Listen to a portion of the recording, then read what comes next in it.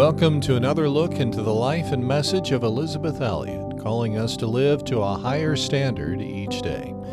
Not satisfied with a shallow existence.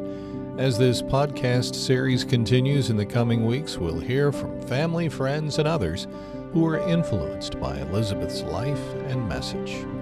Today we continue the story of her time in Ecuador. It's an extended series. The story includes eventually the death of 5 missionaries seeking to reach the Auca or Waodani people. Well, today we continue that series with Gateway to Joy Program 83, Point A to Point B. And later in the podcast, our second Gateway to Joy program is called Birth and Death in the Jungle. First, we hear from Joni Eareckson Tada. She's going to talk about Jim Elliot's writing. He had a way of being, shall we say, poetic. For centuries, ever since the year 195, I looked it up, we've heard that saying that the blood of martyrs is the seed of the church. And certainly the blood of Jim Elliot and his missionary friends overflowed the inkwells into which Elizabeth dipped her pen and wrote such wise words. Words that not only inspired generations of courageous missionaries who carried and planted the banner of Christ in jungles and deserts and mountain villages and cities great and small, but words that inspired us, blessed us, invigorated us, especially when hardships, deep, painful hardships arise. Joni Eareckson Tada. Later in this podcast, we'll have a Gateway to Joy program called Birth and Death in the Jungle. Here's Elizabeth Elliot. Gateway to Joy program 83 and Point A to Point B. You are loved with an everlasting love. That's what the Bible says. And underneath are the everlasting arms. We've been talking about the 2 young men, Jim Elliot and Pete Fleming, who were en route to their life's goal, missionary work in Ecuador. Jim was from Portland, Oregon. He believed that God was calling him into linguistic work in the jungles, and he had been praying for some time for a companion so that he could go 2 by 2 as Jesus had sent out the disciples back in New Testament days. And the answer to his prayer was Pete Fleming, a young man with a master's degree in literature from the University of Washington. And so the 2 men sailed from California in February of 1952. After 18 days at sea, they arrived in Guayaquil, the port city of Ecuador, and about halfway up the Guayas River, Pete wrote, I finally comprehended that this was Ecuador. I felt a tingling sensation for the first time. Jim and I sang quietly, Faith of Our Fathers, as the boat pulled into the harbor.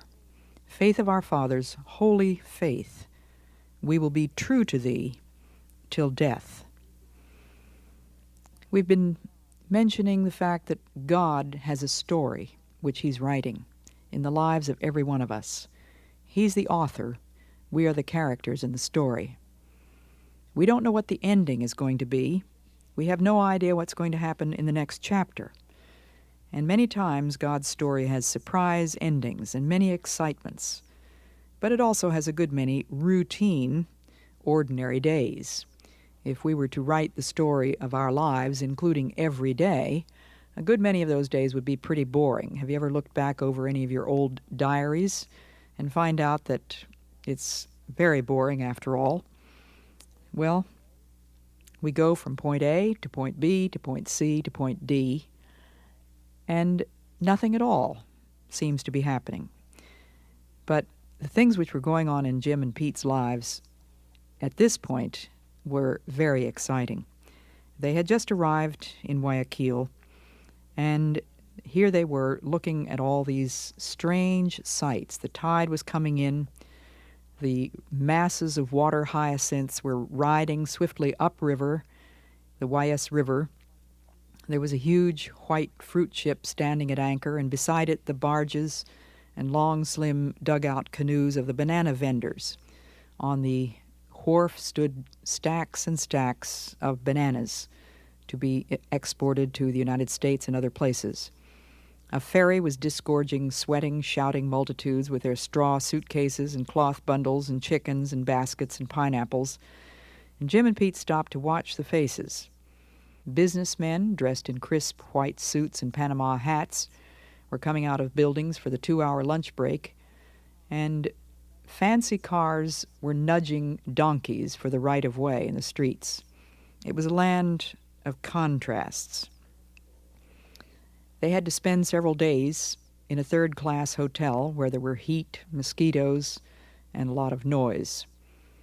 The bray of a burro, or a donkey, woke them up the first morning, and they had to go to the customs office several times in order to clear their baggage, which had come up the river from the freighter by barge.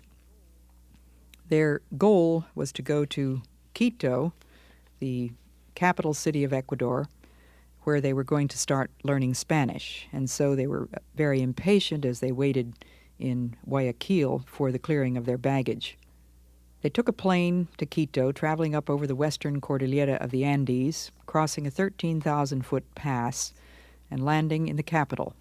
Quito is 9,300 feet above sea level, and to the west rises the volcanic mountain Pichincha. To the east are even higher snowcaps.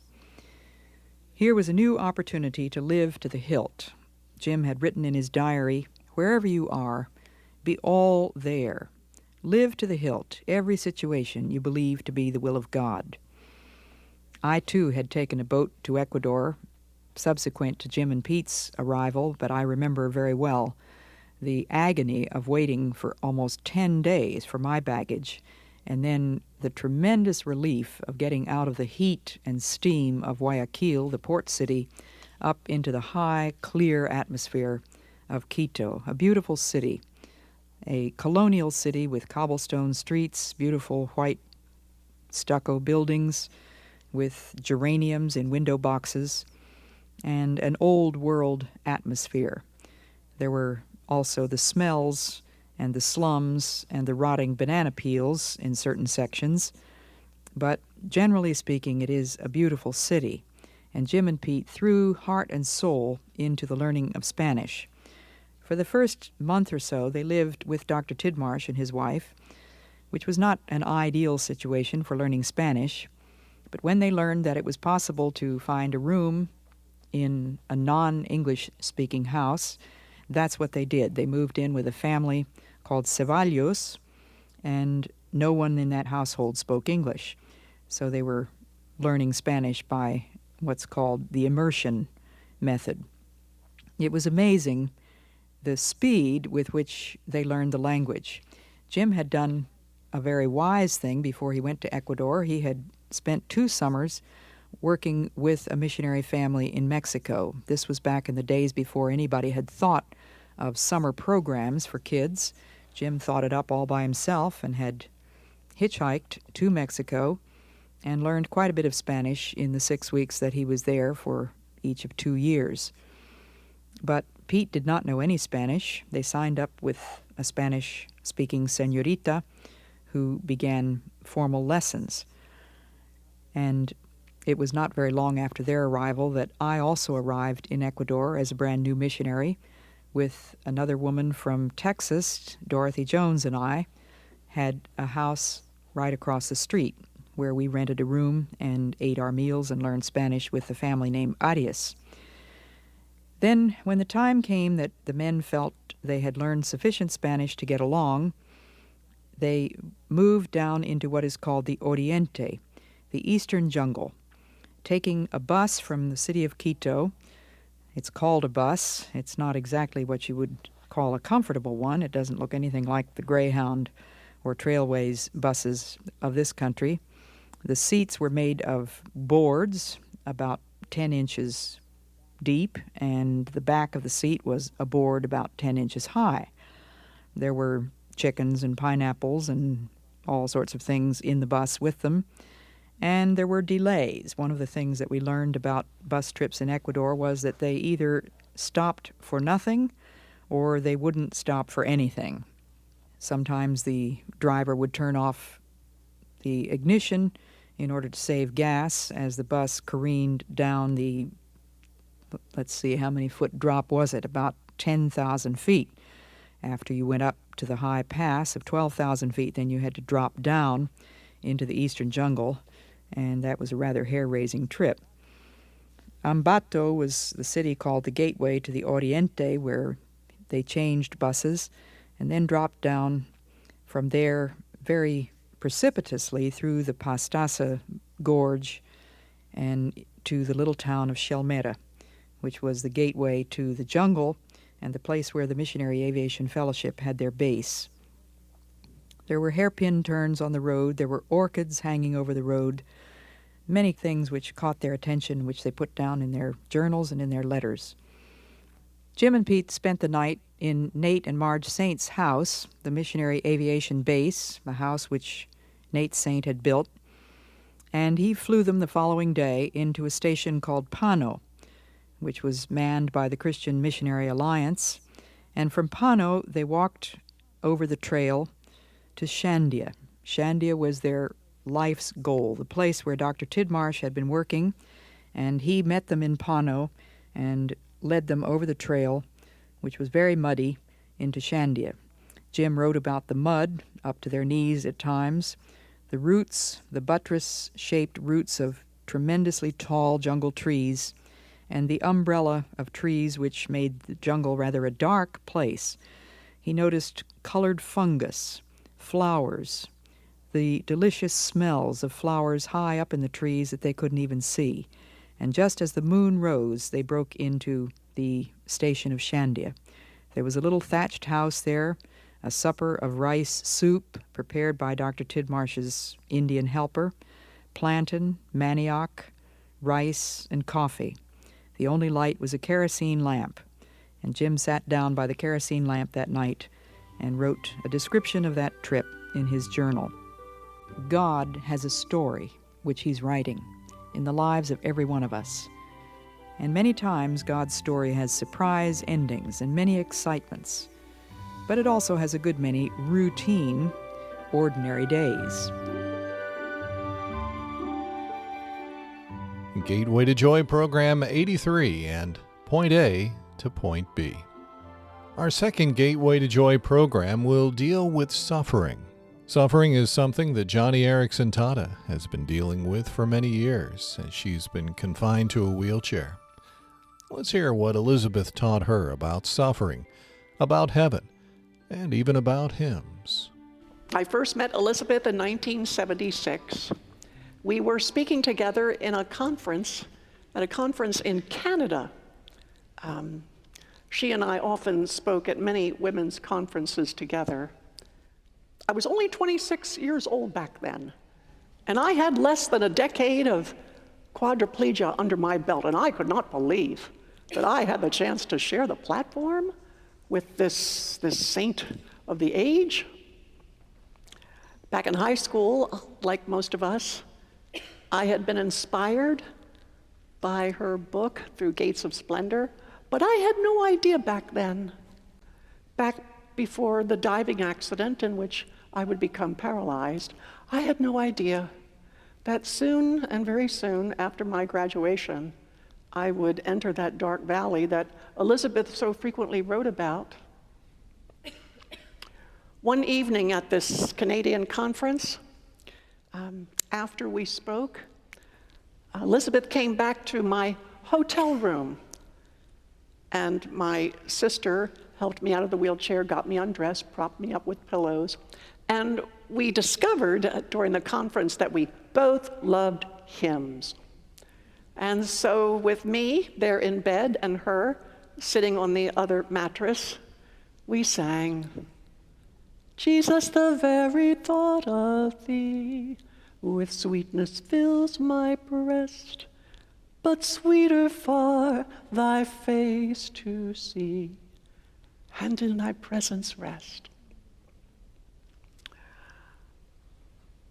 Also, we spoke together, opening up our hearts, sharing how utterly, utterly faithful God had been, God had remained to both of us through so much affliction. And we agreed back then that no one participates in God's joy without first tasting his son's afflictions. That night before she left the hotel room, she paused by the door, looked back and smiled and said, "Just remember, Johnny, that suffering is not for nothing." It was so Elizabethan. And back then, I thought I totally understood what she meant. I mean, after all, 9 years of quadriplegia had so far stripped away a lot of pride, exposed a lot of sin. It had refined my faith, it had strengthened my character, it had fostered empathy for others who hurt, it had given me such a deeper love of God's word and prayer. In fact, 2 years later, I put all of these things down in a book that I wrote with my friend Steve Estes. We called it A Step Further. It was a summary of the many things that God had been teaching me those years in my wheelchair. And I was so delighted with my tidy, orderly list of the 35 good biblical reasons as to why God allows suffering and what you can learn from it. So I asked Elizabeth if she would please read the manuscript to offer an endorsement, which she did. It was very generous. But in her cover letter, she confessed that although she found the book extremely satisfactory, it was, in her words, a bit technical. Her comment utterly crushed me. But after a few more years or so of quadriplegia and the encroachment of chronic pain, I began to realize that there is more, much more to suffering than learning the reasons why God allows it and how you can benefit from it. That's what Elizabeth meant by her comment. She knew that true maturity, true joy, true contentment has less to do with a mechanistic assessment of God's plan and purposes for your life, and more to do with being pushed into and at times shoved and pressed up against the breast of Jesus Christ until your heart begins beating in rhythm with his. Not a tidy, not an orderly list, but something very messy, an earnest grappling, an earnest wrestling with the angel of the Lord until he touches us in heart and hip. When you are decimated by affliction, when you are down for the count, you learn Elizabeth's doctrine that the Bible's answers are never ever to be separated from the tender, sweet, holy, precious God of the Bible. We all learned that rich and powerful truth from her, and for me, after decades of paralysis and the encroachment of pain and cancer, it has made all the difference. And even as Elizabeth grew older, even when she aged, just knowing that she was with us, just knowing that she was still part of the church militant, still here, still on planet Earth, was our best deterrent against complaining. She was the saltiest of the salt of the earth, preserving the body of Christ from whining and whinging. She never, ever, ever meant to run roughshod over our feelings. No, not at all. She just wanted us to appreciate how high the cosmic stakes really are. That none of us, as the writer of Hebrews puts it, none of us has suffered to the point of shedding blood. So cheer up, you saints of God. You've nothing to worry about. Get over it. Life is supposed to be difficult. God wired it that way, and Jesus is ecstasy beyond compare, and it is worth any amount of suffering to be his friend. I totally ate that up. That kind of stuff, I thrived on it. I was totally invigorated by her, as John Piper put it, her no-nonsense, get up in the morning, pull up your britches and go out and die way of looking at life.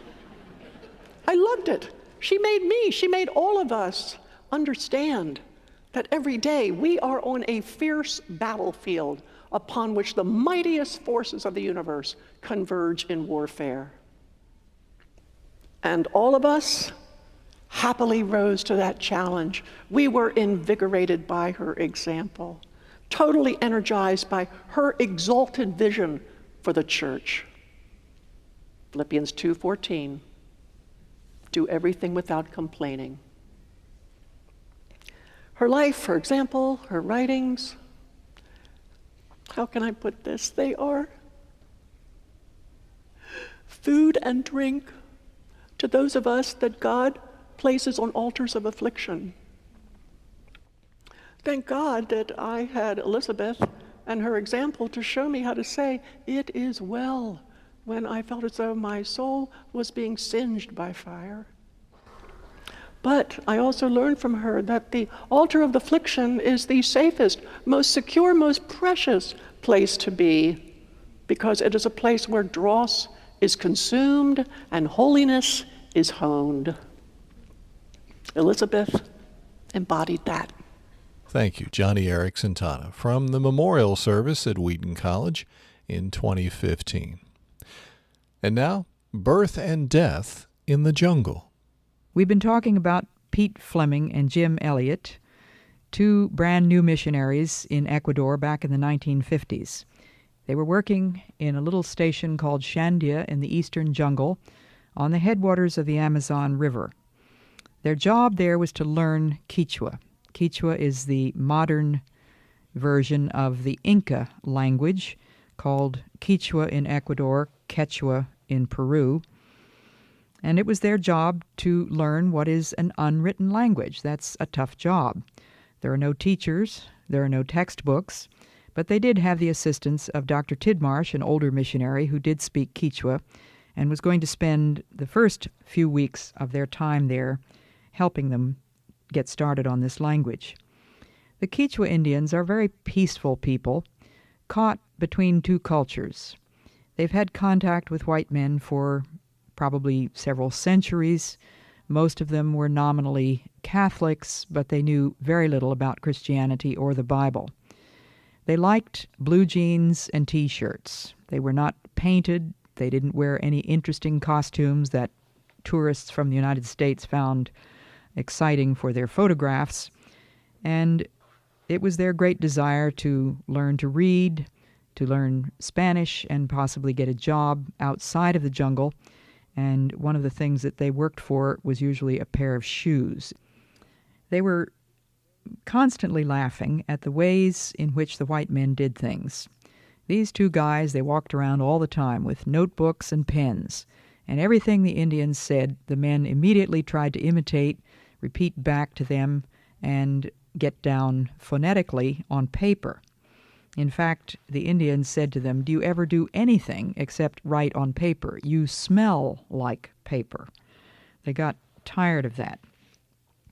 I was by this time in the western jungle of Ecuador, way over on the other side of the Andes, working with a different tribe called the Colorados, and Jim kept in touch with me as frequently as jungle mail service would permit. Soon after he got to Shandia, he wrote to me this letter.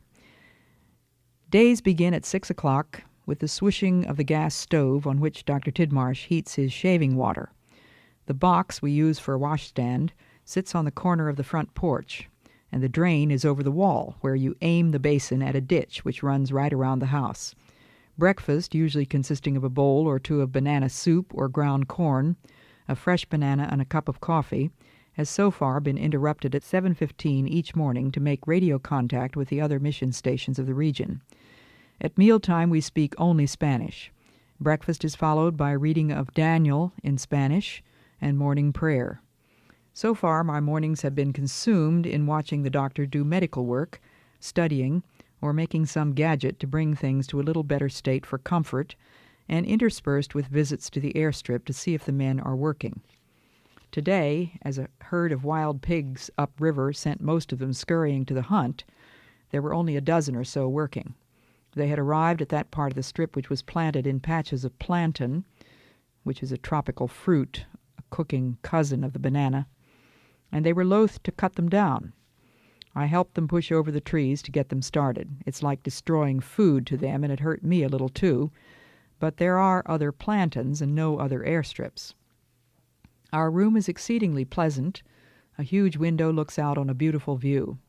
The door is monk's cloth curtain between our room and the living room. 2 throw rugs and 2 aluminum chairs make the place look very civilized, and the Indian Venancio sweeps it daily to clean out the mud and the dead cockroaches. Venancio was a character. He was a typical Quichua, Dr. Tidmarsh's right-hand man. He dressed in ordinary pants and shirt, having years ago left the costume called the kushma, which was a sort of tunic.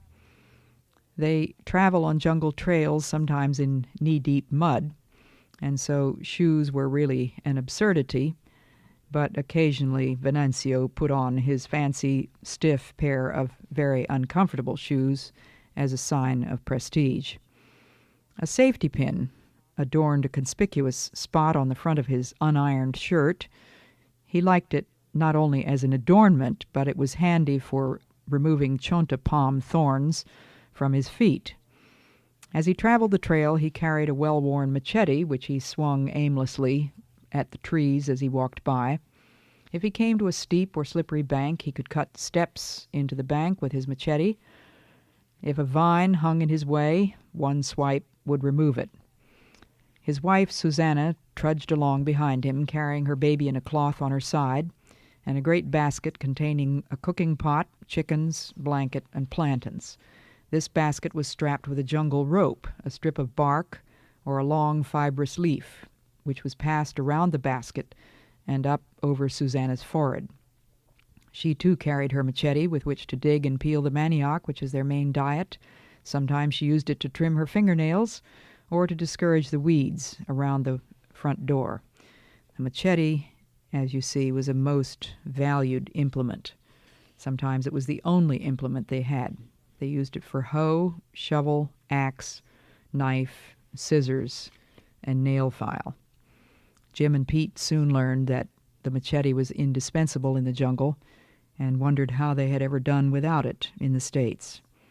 Venancio's work consisted mostly of weaving baskets of all sizes, tiny baskets for eggs, big baskets for carrying maybe 70 pounds of things on their backs.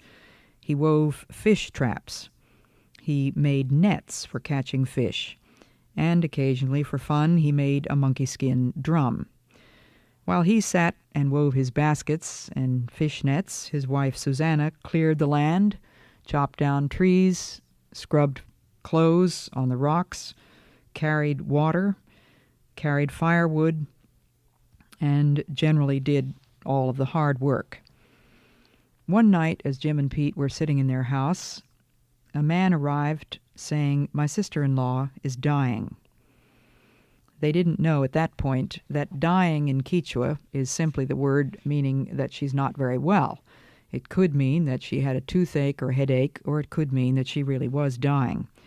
But taking the man literally, they followed him down the dark Talak River and to his thatched house where there were fires glowing. The place was very smoky. A man was playing a violin, and they saw in one corner that there was a woman lying on a bamboo board. Pete wrote his description of that evening in his diary. The woman was partly shielded from public view by 2 loosely hung blankets and was attended by the midwife. Gradually all became dark, the smoldering fires died to embers, and the families went to their boards for the night, the little children with their parents, older boys together in one corner, girls in another. They gave Tidmarsh and me a bed, and we lay down as there was no sign of the baby's arrival, labor pains still 7 minutes apart. As the bamboo had none of the usually associated attributes of flexibility which it has in the minds of many, and as our shoes and pants were still wet from walking in the river, we soon chilled and later rose and sat on a small log seat around a smoky fire which refused to stay alight. In company of 2 mangy, skeleton-ribbed dogs, we sat listening to the whine of the crickets, the strange goose-like honking of the tree-toads, the occasional waking cry of a child, the creaking of the bamboo as someone rolled over, and the periodic moans of the woman, which rose shrilly to a short scream. Gradually, as the pains increased and intensified, the girl rose to her knees and reached for the vine rope which hung from the ceiling above, intertwining her hands in the rope and lifting her body when the pains came. For me, those small brown hands held high over the head and the arms lined with taut tendons communicated something of the simplicity and yet binding custom of their means of giving birth. After she had passed the water, the pains waned, and finally the baby began to descend. The midwife gave a word. Everybody woke up and moved sleepily to the corner and stood peering over the curtains. Privacy is a word and concept unknown. They prepared a drink for the mother by scraping the claw of a sloth and mixing the powder with water. I think this is supposed to hasten the arrival of a baby. Venancio, our cook, then stepped inside, grasped the girl by the shoulders and began shaking her violently, which he continued to do until the baby arrived, dropping half onto the banana leaves, half onto the earthen floor, a tiny, white, frail thing, attached to an intestine-like cord, motionless in the flickering kerosene light. Wrapping it in an old dirty cloth and tying it with a woman's embroidered belt, the old midwife handed the baby to a small naked child who tottered across the floor with it. A woman took it, laid it on a bamboo plank where it was apparently forgotten. Meanwhile, the mother continued in her martyr-like position, wincing and writhing under the continuing contractions. Tidmarsh committed the baby to the Lord in prayer. Later on, Jim wrote of another midnight journey down a muddy trail in the dark, where a witch doctor was going through his incantations over a child. Jim wrote, "No struggle, just quit breathing. Made our 3rd small coffin this morning."